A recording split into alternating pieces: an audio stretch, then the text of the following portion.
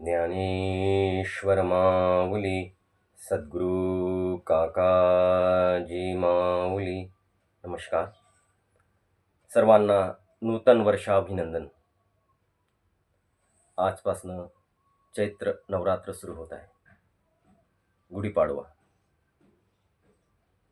आज संघाचे संस्थापक परमपूजनीय केशव बळीरामपंत हेडगेवार यांचा जन्मदिवस, तसेच आपले सिंधी बांधव झुलेलालजी यांचा पण जन्मदिवस. असा हा शुभ दिन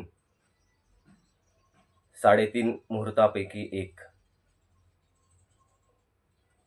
कुंडलिनी मुलाधारात 3.5 वेटोळे घेऊन सुप्त अवस्थेत झोपलेली असते. 3.5 हाताचा देह, 3.5 मुहूर्त, त्यापैकी एक गुढीपाडवा. सर्वत्र गुढ्या उभारतात. आंब्याच्या पानाची तोरणं, सर्वत्र आनंदी आनंद, मंगलमय वातावरण. असा हा आनंद देणारा आत्माराम, त्याचं आज घटस्थापना. आमचे सद्गुरू योगी मनोहर यांनी स्वानुभवातून कथन केले आहे की साधना करून कोणीही रामकृष्ण होऊ शकतो. ते रामकृष्ण जीवन जगले. काकाजींना कठोर साधना करून त्यांनी निर्विकल्प अवस्था प्राप्त केली. ज्ञानेश्वर माऊलींचा त्यांना साक्षात्कार झाला आणि स्वानुभवातून त्यांनी जवळपास 45 ग्रंथाची निर्मिती केली. आज जर त्याचं अनुकरण केलं, समाजात, जगात जी काही अशांतता आहे ती दूर होईल, एवढं त्यांच्या ग्रंथात सामर्थ्य आहे. आणि वैज्ञानिक भाषेत त्यांनी लिहून ठेवलेलं आहे. त्यांच्या ज्ञानाची, त्यांच्या विचारांची, त्यांच्या साहित्याची समाजाला आज खूप गरज आहे. ते समोर यावं म्हणून मी हा छोटासा प्रयत्न करतो आहे.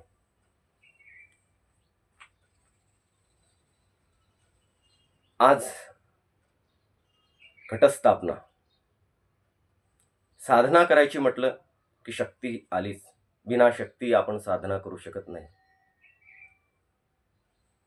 आज घटस्थापनेचा पहिला दिवस आणि बरोबर 9 दिवसांनी नवमीला रामाचा जन्म होणार.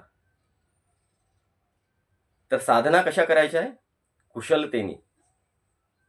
आणि कशा करता? तर इंद्रियांवर जय मिळवण्याकरता. 5 ज्ञानेंद्रिये, 5 कर्मेंद्रिय अशी दशेंद्रिय आहेत. कुशलतेने दशेंद्रियावर विजय मिळवल्यानंतरच आपल्याला आत्मानंदाची प्राप्ती होऊ शकते, आणि तेही नवमीला. 9 हा पूर्णांक आहे. मातृगर्भात आपल्या पिंडाची स्थापना होते आणि 9 महिन्यानंतर आपला जन्म होतो. असा हा रामाचा जन्म नवमीला. आई कौशल्या आणि वडील दशरथ.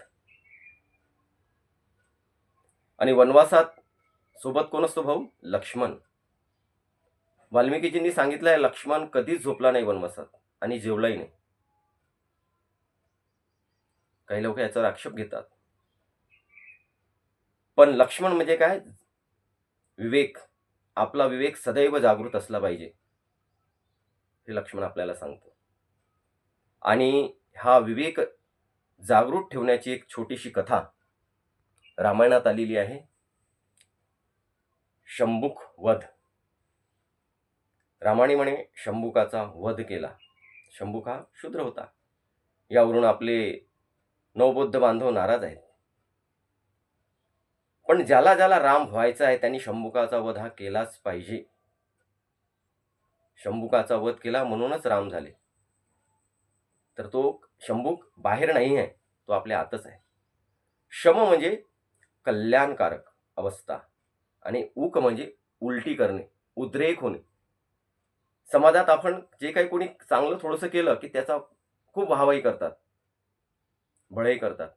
आता मी वर्तमानपत्रात बघतोय, रुग्णालयात 2-4 फळं का देतात रोग्यांना, आणि 10 लोक हात असे त्याच्या समोर करतात आणि फोटो काढतात आणि सगळं पेपरात इकडे तिकडे सगळं. तर ही वृत्ती जी आहे, ही शंभूक वृत्ती आहे. ती आपल्यातच आहे. ही जोपर्यंत आपण नष्ट करत नाही, तोपर्यंत आपण राम होऊ शकत नाही. बरेच विद्वान कीर्तनकारांकडून मी ऐकलेलं आहे, की वाल्मिकीजींनी आधी रामायण लिहिलं. वाल्मिकीजींनी आधी रामायण लिहिल्यानंतर राम अयोध्येत जन्माला आले. रामाचा जन्म झाला. आणि वाल्मिकीचा उद्देशही तोच होता. काकाजी म्हणायचे, राम झाले, राम आहेत आणि राम होतील. हा त्या रामायण ग्रंथाचा आदर्श आहे. आणि त्याचं प्रतीक आपण अयोध्येत राम मंदिर बांधलेलं आहे, जे प्रत्येक मर्यादा पुरुषोत्तम ज्याला व्हायचं आहे हिंदूचं, त्याचं रक्षण करणं, त्याचा आदर्श आपल्या जीवनात ठेवणं, हे कर्तव्य, आद्य कर्तव्य आहे.